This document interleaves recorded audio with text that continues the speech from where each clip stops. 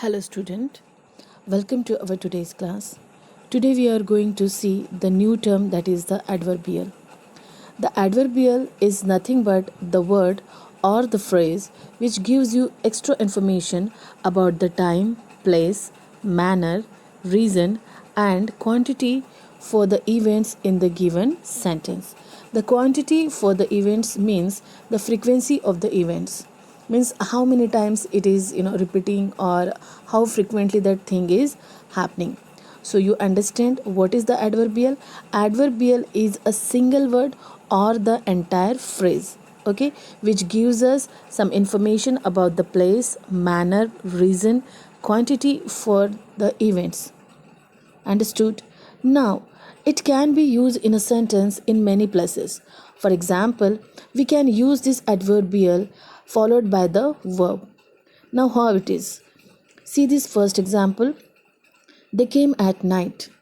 Here, they is a subject, came is a verb, and at night is object.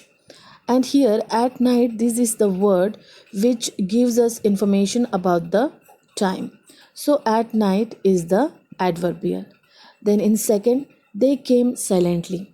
Here also, they is a subject, came is a verb, and silently is a manners. It's showing the manners. Okay, so this silently, this word is a adverbial. And if you observe these two sentences, the adverbial came after the verb. It means it followed by the verb. Okay. So here one thing is clear, that we can use this adverbial after the verb also. But this is not the only way. We can use this after the direct object also. Now see this. Here, I take a walk in the park. Here, I is a subject, take is a what? It is a verb, and a walk in the park. So what I am taking? I am taking a walk. So walk is what? It's a object, and after object there is this phrase which is giving you some information about the place, isn't it? So this will be the adverbial. Now next, they sang the song with great energy. Here they is a subject, sang is a verb, and the song is a object, and this is a direct object. And after this, here is one phrase, that is a with great energy. So this with great energy, it's showing the manner, okay, and it followed by the object. So we can use the adverbial after the object also. Now the third one, we can use the adverbial at the beginning of the sentence also. For example, at my house. At my house, it's showing the, it giving the information about the place. Okay. Now, he did not study hard, therefore he failed. Now, here therefore is, this is the adverbial.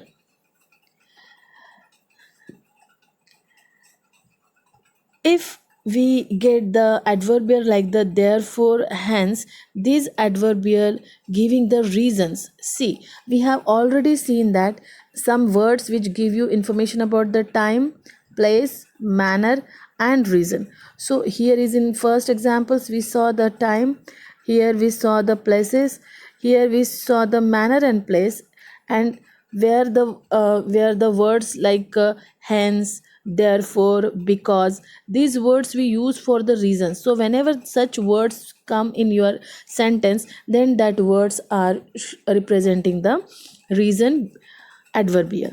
Now see here, adverbial are used for the frequency also, means how oftenly things are happening. The examples are often, sometimes, usually, rarely, never. These are some words which shows you the frequency of the events. Now how we can use this? Let's see here. I usually go swimming in the evening, isn't it? Here, usually this word is showing you the frequency, means how many times you go to this go for the swimming. Okay, now here the next is he is quite strong.